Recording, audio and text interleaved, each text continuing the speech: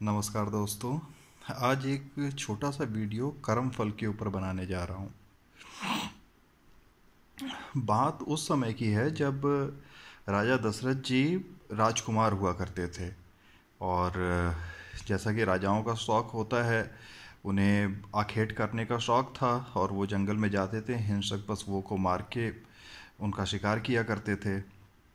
एक दिन राजा दशरथ अपने महल से निकले घोड़े पे सवार होके। और सबसे बड़ी बात ये थी कि जो राजा दशरथ जी थे वो शब्द भेदी बाण चलाया करते थे। मतलब वो आवाज़ को सुन के बाण चलाते थे और वो उनका निशाना जो था वो अचूक हुआ करता था। और जब वो जंगल में शिकार कर रहे थे तब उन्हें नदी के किनारे से किसी पशु के पानी पीने की आवाज़ सुनाई दी। और उन्हें दिखाई तो नहीं दिया और उन्होंने बस आवाज़ को सुन के अपना शब्द भेदी बाण उस दिशा में चला दिया। और बाण चलाते ही उन्हें किसी के बहुत तेज कराहने की आवाज़ सुनाई दी।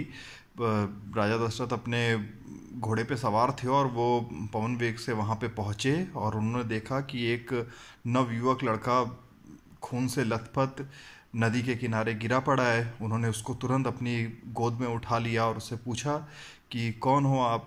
तो उन्होंने बताया कि मेरा नाम श्रवण कुमार है और मैं अपने अंधे माता पिता को लेके यात्रा पे निकला हूँ। और तो राजा दशरथ जी को बहुत ग्लानि हुई। वो बहुत ज़्यादा द्रवित हुए, दुखी हुए और क्षमा मांगने लगे श्रवण कुमार जी से। श्रवण कुमार जी ने कहा कि यहाँ से कुछ दूरी पे एक पेड़ के नीचे मेरे वृद्ध माता पिता बैठे हुए हैं। आप यहाँ से कृपया करके पानी भर के लेके जाइए इस पात्र में और उन लोगों को पिला दीजिए। और मुझे कोई खेद नहीं है और मैं आपको कोई किसी भी तरह का कोई दंड नहीं दे रहा।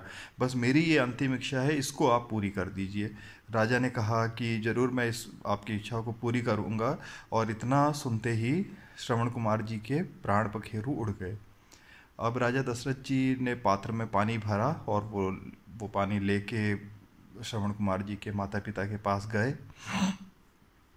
वहाँ पे जाके उनसे निवेदन किया और ये सुनकर श्रवण कुमार जी के पिताजी ने अपने बेटे के बारे में पूछा। राजा दशरथ ने सारा वृत्तांत उनको कह के सुना दिया। ये सुनकर दोनों माता पिता, जो कि वृद्ध भी थे और अंधे भी थे, बहुत बहुत दुखी हुए। उनका इकलौता पुत्र जिसकी मृत्यु हो गई थी। और उन्होंने राजा दशरथ को श्राप दिया कि जैसे पुत्र के वियोग में हम लोग अपने प्राण त्याग रहे हैं, वैसे ही एक समय आएगा जब तुम भी अपने पुत्र वियोग में अपने प्राण त्यागोगे।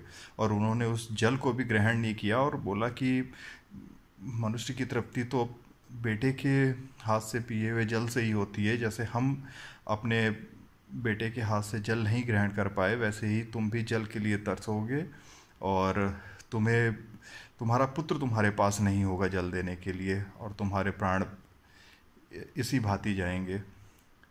तो ऐसा ही वो तो राजा दशरथ जी की जवानी के समय की बातें थीं। वो राजकुमार हुआ करते थे, अभी तो उनकी शादी भी नहीं हुई थी। लेकिन यही होता है कर्म फल का चक्र, जो कि घूमता है और नियत समय पे आके किसी को भी माफ़ नहीं करता। हमारे कर्मों का फल तो हमें नाना विधि से भोगना ही पड़ता है और इसी जन्म में भोगना पड़ता है।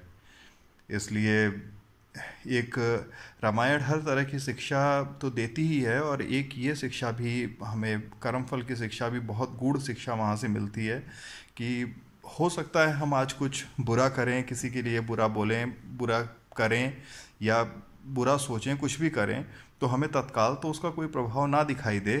लेकिन कर्म फल तो अचूक होता है, उसका फल तो भोगना ही पड़ेगा, आज नहीं तो कल या कुछ सालों के बाद, जब कभी भी हो।